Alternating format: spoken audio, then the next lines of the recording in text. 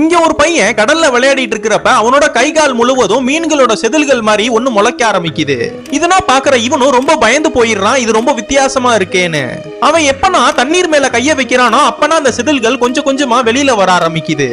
இவன் ஒரு பாட்டில கையில எடுத்தா கூட அந்த பாட்டில இவனால கீழவே வைக்க முடியல. அது கையிலேயே ஒட்டிக்குது. அந்த பாட்டில எடுக்கணும்னு செவுத்துல கைய வச்சு ஒரு வழியா அந்த பாட்டில எடுத்துறான். ஆனா அந்த செவுத்துல வச்சு அந்த கையை இவனால எடுக்க முடியல. இது மட்டும் இல்லாம மேல ரூம்ல ஏதோ சவுண்ட் கேக்குதேன்னு அவங்க அம்மா அப்பா மேல வந்து பார்த்தா ஒரு ஸ்பைடர் மேன் மாதிரி மேல சீலிங்லயே தொங்கிட்டு இருக்கான். இதனா பாக்குற அவங்களுக்கே ரொம்ப ஆச்சரியமா இருக்கு. இவன் மத்த மனிதர்கள் போல இவன் தண்ணினா குடிக்க முடியாது. இவன் தண்ணி குடிக்க ஆரம்பிச்சானா ஒரு டேங்கையே தீத்துருவானா. இப்படின்னா இருக்கிறப்ப இவன் ஒரு ஸ்விம்மிங் காம்படிஷன்ல கலந்துக்கிறான். அதுல நல்லா வேகமா ஸ்விம் பண்ணி வேர்ல்ட் ரெக்கார்டே பண்ணிடுறான். ஆனா இவன் தண்ணியில இருக்கறனால இவன் கையில உள்ள மீன்களோட செதில்கள்லாம் கொஞ்சம் கொஞ்சமா வெளியில தெரிய ஆரம்பிக்குது. ஆனா நல்ல வேளையா அங்க இருக்கிற யாருமே இவனை கவனிச்சிருக்கவும் மாட்டாங்க. எனக்கு ஏன் இப்படின்னா இருக்கு, எனக்கு மட்டும் ஏன் இப்படின்னா நடக்குதுன்னு அவங்க அம்மா அப்பா கிட்ட போய் கேட்டா அப்பதான் அவங்க அம்மா அப்பா பிளாஷ்பேக் சொல்றாங்க, நீ என்னோட குழந்தையே இல்லன்னு.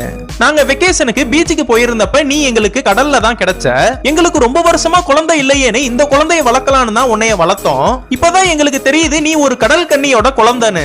இவனும் கொஞ்சம் வளர்ந்தனால இவனால ரொம்ப நாட்கள் நிலத்தலனா வாழ முடியாது. இதெல்லாம் புரிஞ்சுக்கிட்ட அவங்க பேரண்ட்ஸும் இவனை பிரிய மனசு இல்லாம இவன் கிட்ட குட் பை சொல்லிட்டு இவனை கடல்லையே விட்டுறாங்க. இவனும் கடலுக்குள்ள போய் அவங்க அம்மா கிட்டயே போயிடுறான்.